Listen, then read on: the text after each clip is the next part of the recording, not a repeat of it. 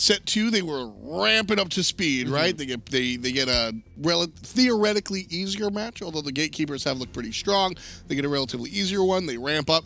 Now this is the true test. Was week 1 or week 2 the real Space Station Gaming? That's what we got to see. We're seeing so far some typical bans. Kakolin being banned by Space Station Gaming, really not wanting that to go to Aquarius' hands. He's such an aggressive solo laner. Yeah, the Terra ban coming out pretty standard, as is the Scotty one. And the Artio going to be banned out as well by Luminosity Gaming. So pick number 1 for Space Station Gaming. Where do you think they go here? I'm not really too sure, but Camazotz will be dictated by Space Station Gaming. It's a very aggressive jungler here for Homie, I think. And it's also a return to form. Space Station Gaming last season, or last split, in the summer split, we saw, so I mentioned that Homie FA seemed to have sort of lost a step. Now, I do think he sort of took a step back, but it was also a change in play style. We saw him playing more of the setup-oriented characters, more passive. Camazotz, this is what we know Homie FA for. Pedal to the metal, kill him real fast. I like to see SSG return their dual lane for LG, Fafnir Hoyi, alongside Space Station's Ganesh. I love the Ganesh pick here. The most aggressive support currently in SMITE, paired up with a very aggressive dual laner. Zatman's going to be looking for those plays, so Jigs is going to be trying to help augment some of that damage. Jingwei, certainly an aggressive selection, and Nemesis, we're going to cut down a little bit on that aggression, but I mean, Zatz, Ganesh, Jingwei, these characters, they're ready to box, they're ready to fight. This is the Space Station Gaming that I expected to see earlier on. I want to see them translate this just off of the paper onto the battlefield.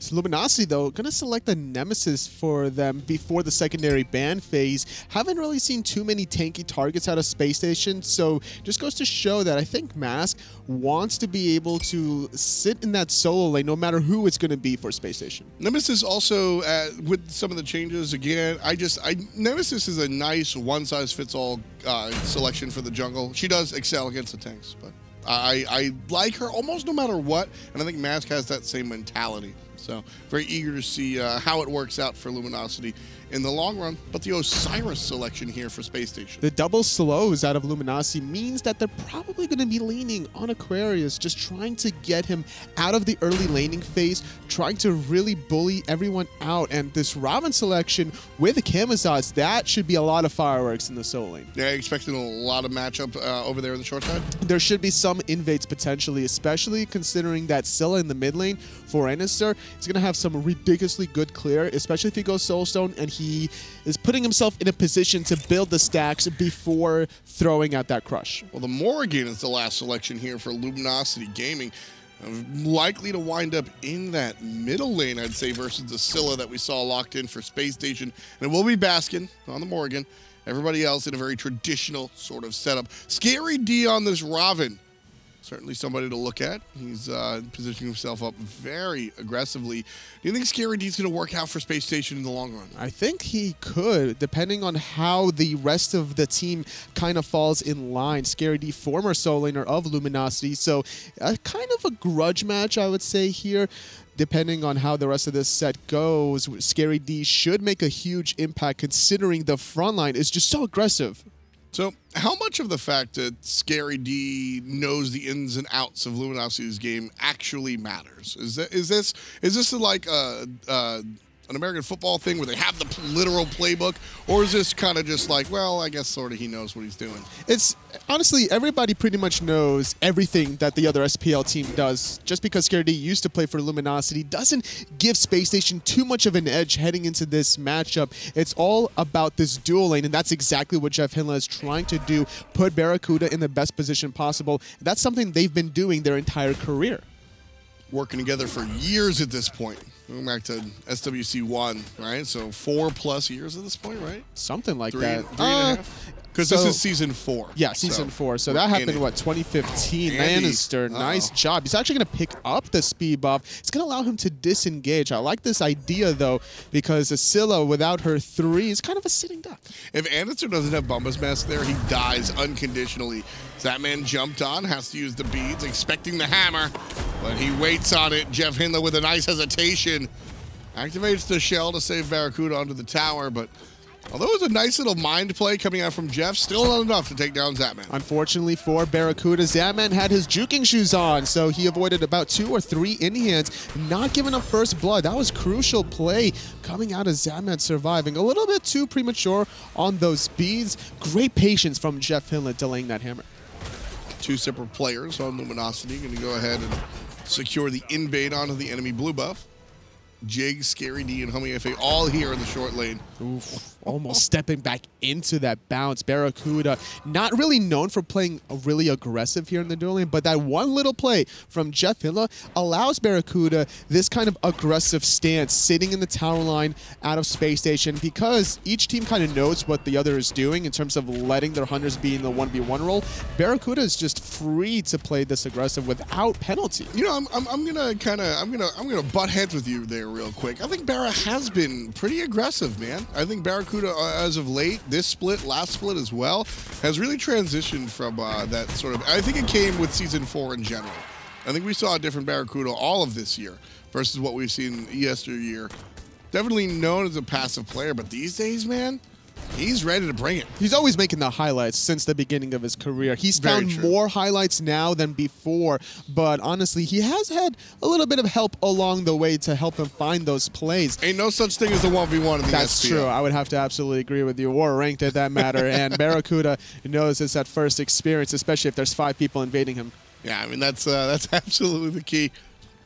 Andy does have level 5 now online. Look out for that Scylla ult. You know something exciting about the Scylla ult? Something exciting about that Scary D ultimate, trying to dive level 3 Aquarius. Homie FA gonna go up in the sky, getting an easy first blood. That was 100% dictated from minute 1 by Space Station Gaming. You're the solo laner. Why don't you break down both how they kept Aquarius down to level 3 and also how Space Station were able to get the kill? It was about the invades earlier on because Anister was there to strip away the speed buff. It also seemed that the blue buff was taken away from Aquarius, and an Osiris that's level 3, only sitting at boots 2, doesn't have the mobility to really survive. Scary D had boots 3 at his disposal. Easy tower dive. Didn't even need to confirm the damage of the Mystic Rush. He just needed to get in position to use the rest of his kit. And the rest, I mean, that we just saw what happened. I mean, I love the denial to Aquarius, the denial of experience. Keeping him level 3, very important. And because they bullied him out earlier on, he had to back before he really wanted to, giving him more experience on Scary D's side. One more time, Aquarius is the focal point, and a basic will do it. Scary D puts number 2 on the board, 1 for himself.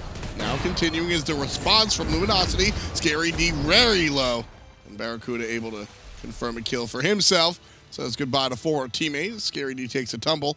1-1-1 for the solo laner. I think that still favors Space Station in the long run. Despite Scary D being a higher level, it favors Aquarius to kind of get back into this. But that was a lot of ultimates used by Luminosity just to secure that 1 kill. 3 were used on Luminosity, and only Jigs used his ultimate in that small encounter. What I liked about that play for Space Station Gaming, however, is Luminosity have a clear, their game plan is clearly on the table. Space Station's game plan is clearly on the table.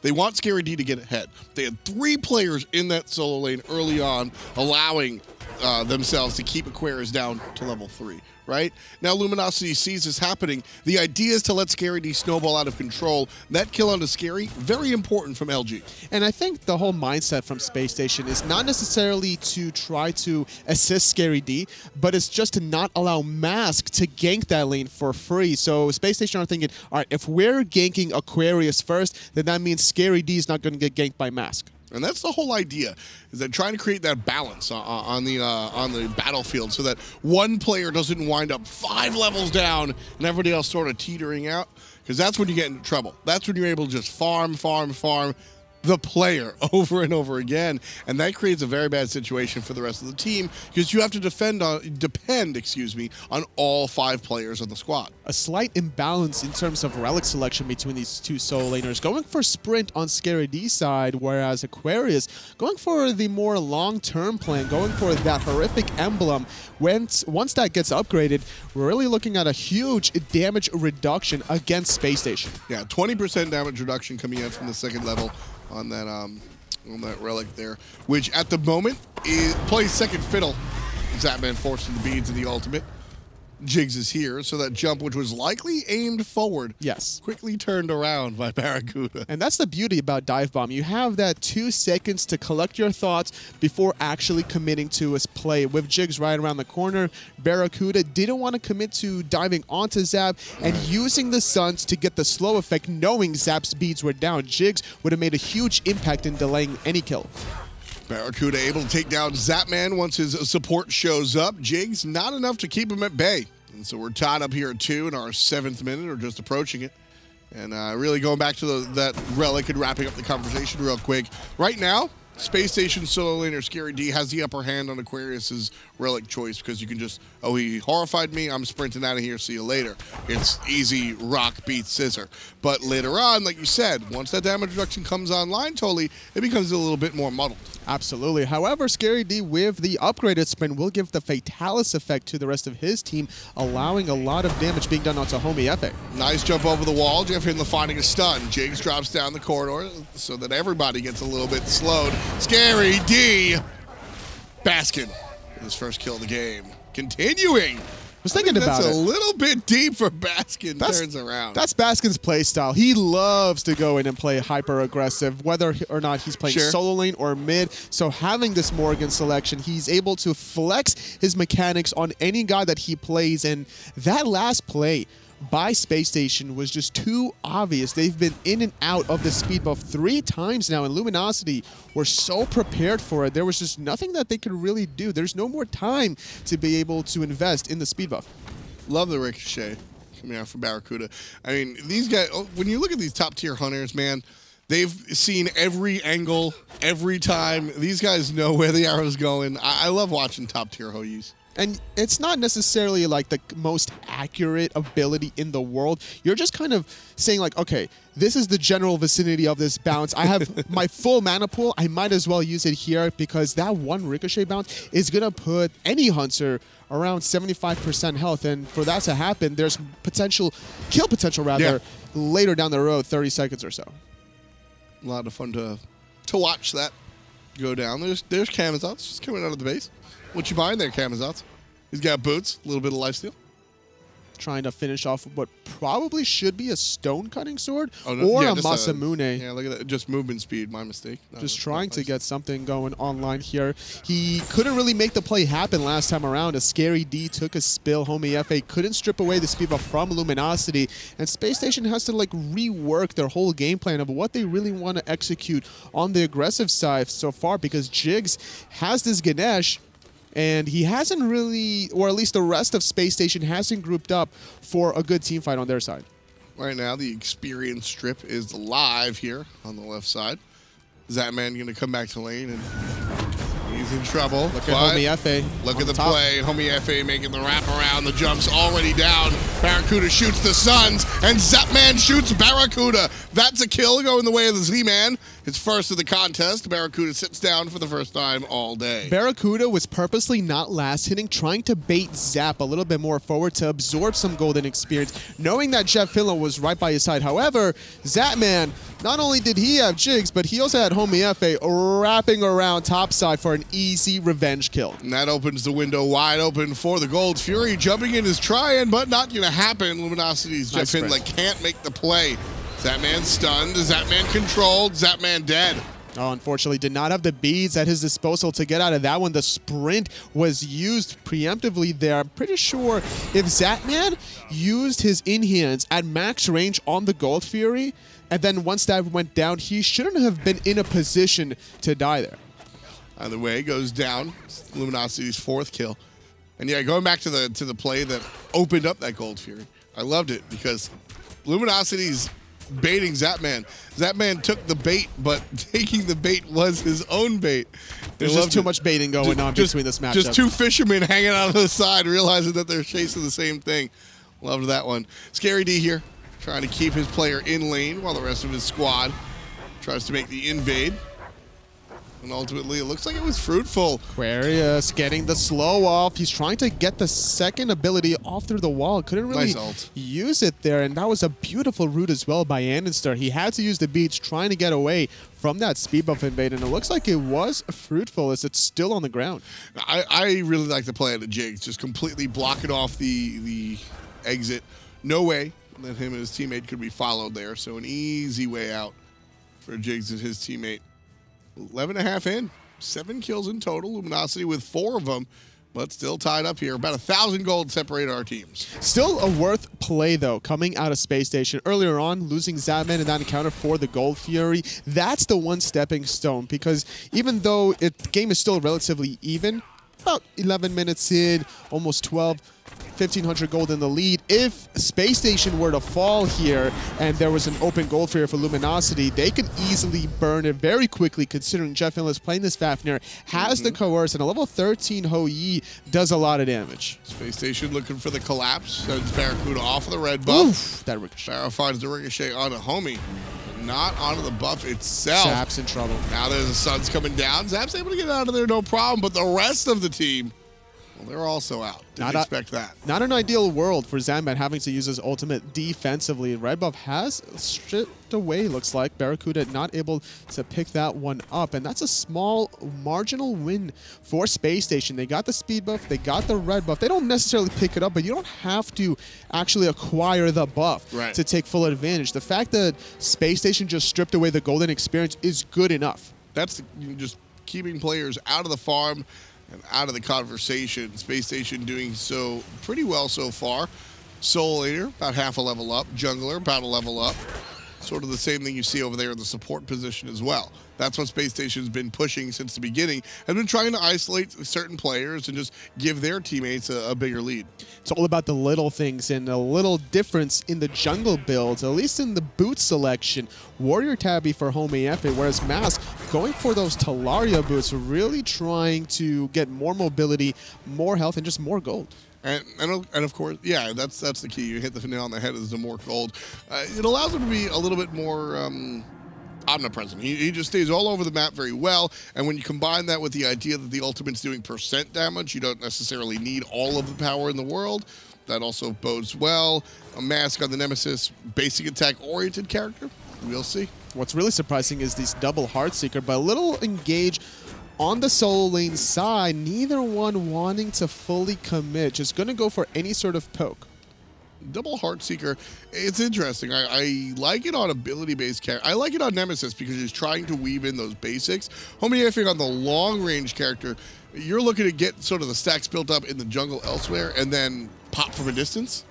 Hydra's Lament would have also been a really nice option for the Camisots, but an engage here as both supports using their ultimate is going to slow him down, but the sprint was popped. So Hinla, after transformation, now Jig's in trouble. Over the wall comes big boy damage, and Mask takes him out.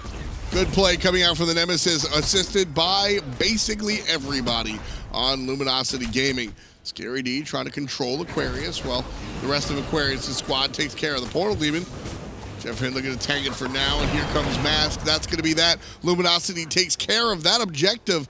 However, left side, Zapman taking care of business as well, keeping his team in the lead so far, 1,300. Luminosity have adapted now. They've just prepared themselves for every sort of aggression Space Station can throw at them at that solo lane. And Zapman doesn't really care about rotating. He's a hunter that wants to carry in the late game. He knows his role, and he stays in his lane. He gets that tower, tier 1. Now, granted, it's only 500 gold collectively for your team, but at the end of the day, that's positioning now that Barracuda can't escape under that tier 1 tower. Exactly. I mean, now players, they can retreat to that mid tower, but they have to retreat to that mid tower. The option of the left side is no longer there should teams decide to tussle over the Gold Fury. That's a very, very big deal. That objective is still up. Now, if Space Station are able to push Luminosity off of their positioning, they have to go mid. Somebody can be waiting in mid, the whole 9 yards. Map control by way of towers, very important. That's what Space Station opens up with their Hunter. With Portal Demon still down for about 3 to 4 more minutes and Golfia respawning, we're going to start seeing the action transition to the left-hand side. Zapman could get collapsed on here if he's not too careful. There's a lot of vision from Luminosity around this gold. A lot of it. I mean, you can see those wards on top of wards. Luminosity and Space Station with the same idea down by the enemy blue buff. And then Luminosity controls the rest of it, essentially. Up, down, even to the right, the entrance in the mid lane. Sentry wards are just so good here coming out of Luminosity. Seems like there's a regular ward inside that left side. Yeah, there's 2 regular wards inside that left side mid heartbeat by both teams. Not going to be able to really find a sneaky flank on that side, but this Gold Fury is looking mighty tempting here, so we're going to see a lot of rotations. Barracuda not wanting to commit to pushing this down with Jeff Hilla, recognizing that Jigs is right around the corner. Well, I mean, that's exactly the result of taking that tower, was that Luminosity understand how vulnerable this gold is without a place to fall back, put all the vision there. Space Station know they want to protect it, which is why we see some of the counter wards coming out, specifically that one right there, although it belongs to Luminosity now. It's just a battle of inches here, whatever you can get. The battle of the trenches in World War II, when you literally spend months upon months trying to battle for any sort of control. And we're seeing the Shogun's Kusari completed here, coming out of Jeff Hilla, whereas Jigs wanted to go for a different style, a little more selfish way, which I don't necessarily mind, going for Hide of Urchin, really expecting his team to start winning these team fights and building those stacks early. And that's the goal. I think it's a reasonably accomplished goal coming out from the guys on Space Station. But when you look across the way, I mean, the Shogun's Kusari is going to do more work now, which is seemingly what Luminosity needs at the moment. 17.5, 8 kills in total. Luminosity with 5 compared to Space Station 3. But all told, the gold relatively similar, about 1,000 gold separating us. That's what we call a tie. And these 2 teams specifically are just screaming tie to me. Like, if I were to look at this set before hopping on the cast, before seeing what happens in the game, I would expect it to go into a split. And already 17.5 minutes, it's been too close to really call for either side. Yeah, no team really with a chance to breathe. Nobody really in a safe spot. Everything's kind of just been up in the air and filled with tension. Yes. That's really the key, is that sometimes you watch these games and teams are just kind of like doing their thing, farming separately. Both these teams realize how dangerous every opportunity is. Trying to find some of those skill shots over the wall. Anister poking out Baskin through that mid wall. Yet again, Oracles go in the favor of Luminosity, still not pulling the trigger around here. And like you were talking about this tension before, and that's what makes the competitive SPL SMITE just so exciting. Just the build up here until the action actually occurs. I mean, specifically with these teams, I'll be honest, Toli, not every burrito game is filled with tension. But watching these 2 teams go up against each other, I mean, these guys, I'm waiting. I think one team fight's going to result in 4 players dead in a fire giant. It could very well be that case, honestly. These 2 supports is going to dictate how the rest of these team fights really engage, and more importantly, the relic selection. I love what Aquarius is doing with his Hide of Nemean line, with his Thorns. He's basically built as an anti-hunter, whereas Scary D's, yet again, another selfish way similar to Jigs by going for this Hide of Urchin and the Blink instead of Thorns. Well, the Blink is a way to get behind enemy lines. He's looking to be set up, man. Scary D is going to sort of blink in and just make everybody, look at me, I'm Scary D. And then he has all these stacks and he's all tanky and he just sort of controls in the back line.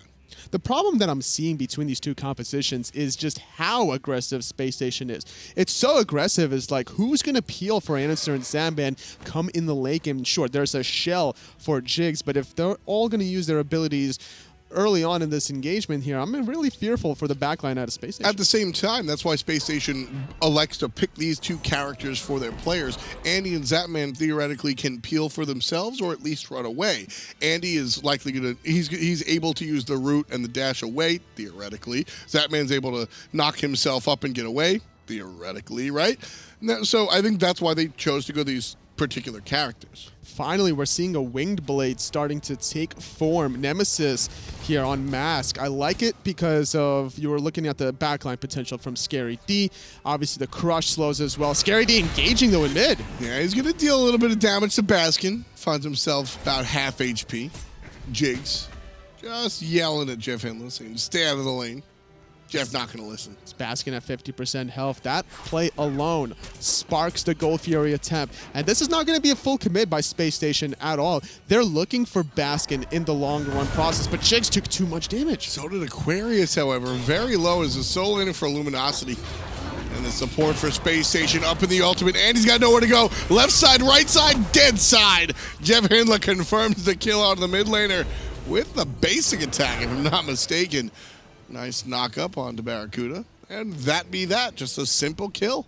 It was just too long before Space Station got any sort of engage off after getting Enister so low to that, getting Baskin so to that 50% mark, but they're actually big disengaging. Damage coming out from the Nemesis. Gonna cause a lot of players to run around in circles, but it's a Baskin taking care of business in the air, turning into the Batman, using that jungler alongside the ride. 2 players dead on the side of Space Station. Luminosity still looking strong. Scary D trying to do what he can. Aquarius is forced to disengage as well, using that ultimate defensively. Mass going to heal up from those oracles, going to use some of those pools at his disposal. And finally, with Enister reviving and Jig still dead, a 5-on-4 revenge for Luminosity. So they're going for this goal here very low. It's only Homie F and Scary D. Yeah, no chance. That one goes down in the hand of Luminosity. Space Station got one earlier. Now, as we take a look at the graphs, we can see sort of this tumultuous turn that the game has taken. This is Luminosity snatching away this 1,000 gold lead, which is 1,500 is the most we've seen either team in the lead so far. Unfortunately for Space Station, Enister just couldn't revive and travel in time, and Luminosity exploiting this beautifully. You might as well add 20 seconds or so on top of the revive timer before actually expecting that person to be involved in any Gold Fury fight. So with that, Portal Demon also goes down, this time the opposite way. Space Station Gaming able to pick that one up and basically keep everything all nice and even. So our teams here kind of just jockeying for position, Toli. Late game, who's got it? It's the Scylla. I gotta give it to Space Station alone. The Scylla is just too scary. Jigs can kind of boost up that damage as well once he pops his first ability. It's gonna be really dicey for Luminosity if they're gonna get rooted and crushed by Enister in this late game. He's already sitting at level 16. He has a couple of his abilities maxed out. Still needs to work on that Sentinel and his ultimate. Zapman in trouble. Able to get away there, no problem. Ultimate is used, though, alongside an Aegis that was already on cooldown. Baskin gets blinked on, but quickly turns around and finds a stun. Mask, however, doesn't have the same luxury, finds a shield, and he'll be able to dash his way underneath the tier 1 tower, the mid lane, which is sitting at half HP. Space Station waiting for their next opportunity there. Unfortunately for Enister, he used the Root Crush instead of the Root Ultimate, which guarantees the damage after the fact. I think his idea was that the slow would have kind of helped augment the confirmed hit, but either way, Aquarius getting in a lot of trouble, forced ulti away there as he got rooted into place. Jeff trying to find the hammer through the wall. Won't be able to thus far. Zapman continuing that tower damage that we're talking about. The whole squad shows up, in fact, to protect him. Tower likely to fall here in just a moment. Brief pause in the action, and again, Luminosity and Luminosity and Space Station Gaming very tied up here. Man, we just saw that matchup. I still see Zapman and think Team Dignitas, and I'm standing up here with Anatoly. Yep, former Team Dignitas, but that matchup was really exciting. Dignitas against Energy. We could really tell when a team gets a little ticked off after a loss. We saw it actually in both European sets today. Yeah, and I don't know. Do you think that's a response that, we talked a little bit about the warm-up for Space Station? They're set 1, they're set 2, now this is their 3rd set. You think that's part of where Zapman's coming from? I would have to absolutely agree with you there. That's the warm-up that Zapman needs to get back in the thick of things. Because, as a streamer, day in and day out, it's a much different mentality and a play style to go from ranked into grinding scrims. It's a playing in the SPL. And now that Zap's getting back in the groove of things, I'm not really too worried for him or the rest of his teammates moving forward in the fall split. Yeah, I mean, it's not just a playstyle thing, but obviously different worlds of metas from whatever ranked games you're playing at home to the ranked games that Zapman's playing to his scrims to the actual SPL games. But it's also a mindset thing, isn't it, Toli? Yeah, you play about 10 hours or so between streaming, between scrimming and stuff, so to prepare for moments like this. And it's not just Zapman that we're seeing this. There's multiple players here on this 10-man that you see on the field that do this day in and day out, and to see how even this is, you can really tell how tight the competition is, not just out of Europe once Elevate 2-0'd Energy earlier on last week, but also here in North America. I mean, Jeff Barra also basically full-time streamers. A couple of these other players also dabble. Jeff Hindler, though, getting full-time dove on by Space Station Gaming here. Weighing up the Fire Giant. Scary D's going to get stunned out by Barracuda. The rest of it, not really worth talking about. Scary D walks away, no problem. More vision being dropped, and Space Station Gaming owning the vision control of this area. Really important wing blade proc too. Aquarius procced it earlier on. Had that not happened, and if Scary D doesn't have that item, for example, he would either have to use his ultimate defensively or maybe pop a sprint, because there would be too much control from Luminosity. Now, luckily also for Jeff Hilla was the fact that the coordination from Space Station wasn't the best it could have been. It was a great dash knockup from Jigs, but unfortunately Zapman, he uses Persistent Gust at the same time. Well, Jeff's going to jump in on the left side. Not find too much control. Two players sitting under the tower, and he's going to join them. Luminosity, however, have control of this right side. They're just pleading, please spawn Portal Demon. Unfortunately, they took it before, so he's not going to be available for a couple of minutes. Luminosity felt like they were zoning players to the mid lane, but they didn't have enough room to go full Fire Giant.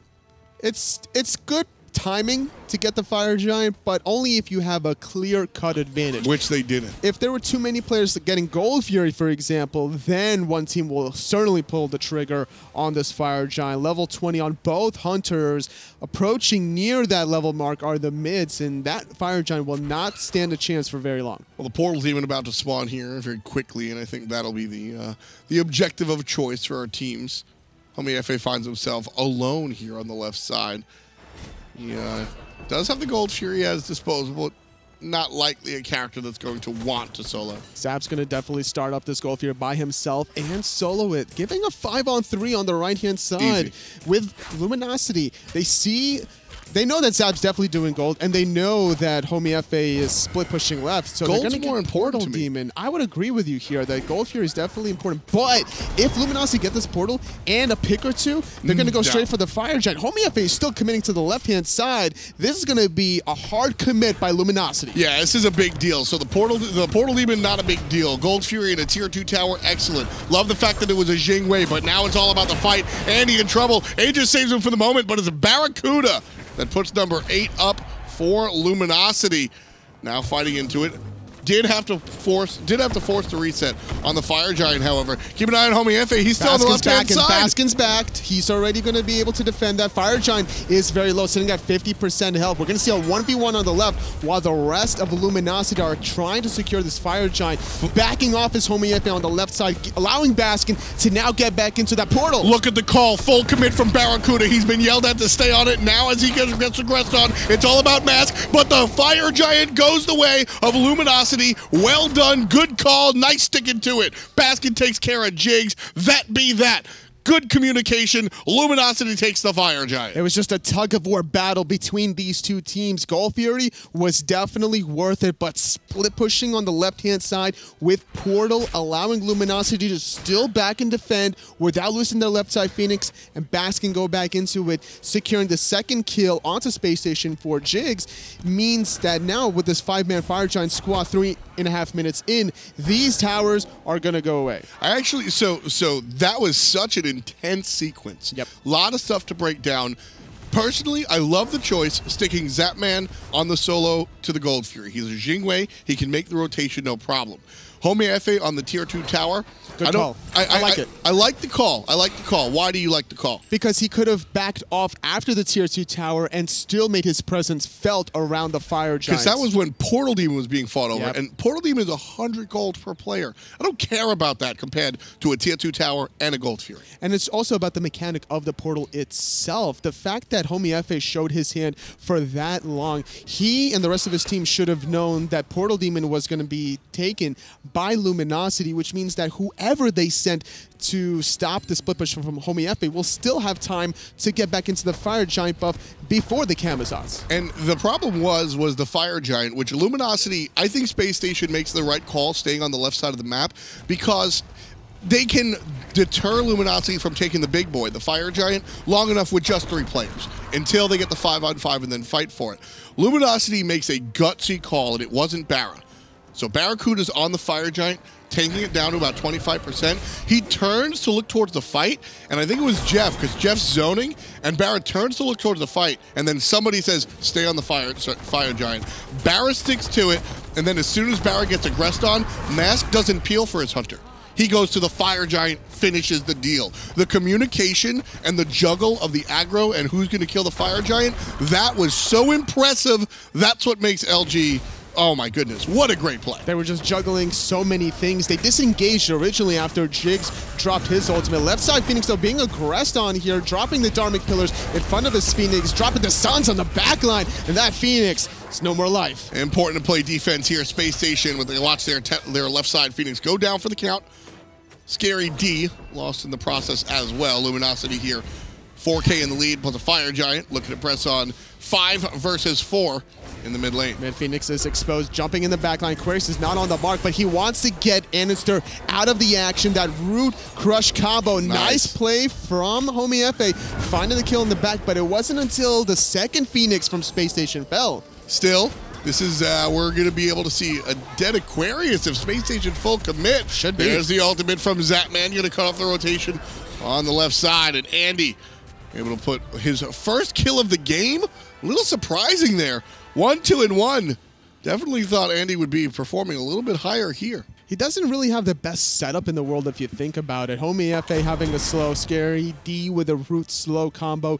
Jigs doesn't have the most guaranteed setup with that dash. Not the easiest ability to hit in the world, but despite all those depths from Luminosity, as long as they only lose their middle Phoenix, this is still worth it. And in fact, Space Station are very mindful of the fact that Jeff Finlow's now respawned, Baskin's going to be respawning in 10 seconds, and that the risk was just too high to go for that mid Phoenix. Call his Gold Fury, take care of the towers in the mid lane. Left-hand side was already taken care of thanks to Homie FA during the Fire Giant fight. And the Gold Fury will spawn in a couple seconds. There it is. And it's just going to be blown up. But the Portal Demon on the right-hand side is going to respawn at this exact moment. Luminosity are fully aware of this. They're now rushing towards it. They know that the left side was taken by the sound audio cue. And they're just going to drop those sentry wards. This is as close as it comes.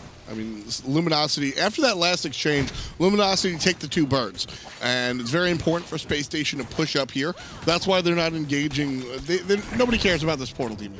You get 100 gold, sure, but more importantly at this point in the game is the map control that it gives you, the ability to back and then return to the team fight. But by the time this Fire Giant gets fought over, 15 seconds till it actually spawns, and then, you know, you got to do the dance for a little while. By the time we actually fight over this, that portal's gone.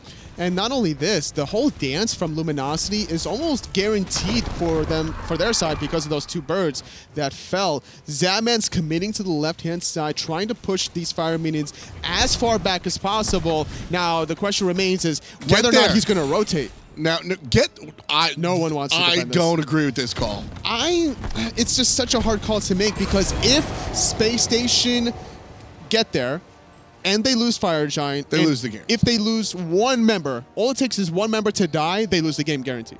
Sure, but at the same time, all right. The game is close enough. 2,000 gold, 3,000 gold.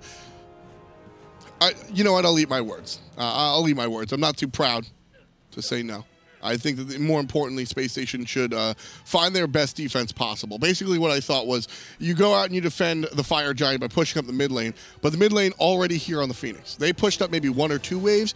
If we had seen a 5-wave push up and the minions were meeting up by the old tier 1 tower on Luminosity's side, I think you go for the Fire Giant. Potentially. But because it's too easy to push into the base at this point, Tolly, I agree with you. I think I would rather see Space Station defend under their own Phoenixes. And not only that, Zapman was already committed on the left-hand side to try to push out those fire minions. He would not have made that rotation in time. It would have been a 4-on-5 for Space Station, and they're already behind a decent amount in terms of the way they take these team fights. So it's just not a good aspect without a missing piece of their puzzle. Most teams peel. If Luminosity showed that they were willing to start the Fire Giant, peel, and then fight 4v5, I think that, you know, SSG just sort of goes for it. But Last time around, Luminosity said they're not going to peel. They're just going to stick to it. And knowing that, well, all right, you know what? Maybe I'll take the fight. Space Station Gaming playing defense out of their last and final right side Phoenix. Left side has respawned, important to note. But the right side Phoenix, this is where Space Station looks to make their defensive stop. Ultimates all online for both teams. Jumping forward on the back end is going to be Aquarius. Phoenix already down to 10% HP. Bam, it's dead. Sap killed Baskin on the left-hand side. What a play for Space Station. Now, still trying to get the right side. Phoenix were successful, but Anister pops that ultimate a little bit too early, or a little bit too late, rather. Not sure who he's going to hit. He was looking for the character that Homie FA finds the kill on. Jeff Hindla jumps away. Homie's still looking for the kill. One shot's going to miss, and Scary's going to miss as well. Sun's coming down from the sky thanks to Barracuda. Scary D on the chase, as is Jigs, as is Zapman, as is Andy, and Zapman falls. Zapman gets the kill, causing Jeff Hindla to fall 9-10. As Space Station Gaming, they say goodbye to their Phoenix on the right side of the map. They say goodbye to their Phoenix on the left side, and again, even in the mid lane. But totally 3 players down for the count. Space Station marching up the middle lane. Phoenix, they're trying to go for something, anything that they can. This is a regular wave on left and a regular wave on right, but this next wave on the left-hand side should be a fire minion wave, and that could do a little bit of damage to the Titan if Space Station don't get back in time. Barracuda has the damage. Aquarius has the tankiness to thwart Space Station's efforts, potentially. Half HP on the bird. Baskin is respawned, and that's going to be enough. That's it. That's send all Space it took. Station packing. There's no ultimates available for Space Station to really try to engage. Dharmic Pillar is being used defensively. It just came they up, need to get back to defend this Titan. And that's exactly where they're headed. Luminosity giving a little bit of a chase here. What an incredible North American game, Tully. It's just so close because, like, they find 3 Phoenixes. Wow, that Titan is going to take a lot of damage. Nobody pressed B on their keyboard to get to their Titan. They couldn't, and that was all because of Luminosity chasing down the players. The Titan almost died. Man, that's it. Like, this game is done. Luminosity, they can sneeze on that Titan. 1,200 damage. You look at, okay, so 1292. Columbus L, the Ocean Blue. So Baskin, 1492. All right, you know what? If you correct me on the, you know what? Yes, Thomas. Math. Luminosity here. Fantastic play. 1,300 damage rounded up. Oh, nice stun. Catch. Barracuda. James doesn't have a dash. That could have been the go-ahead, trying to get the... Barracuda gets in there, shoves 4 basic attacks out of you. Yeah, that's game. That's what I was saying. Luminosity, my point was, before you rudely interrupted me,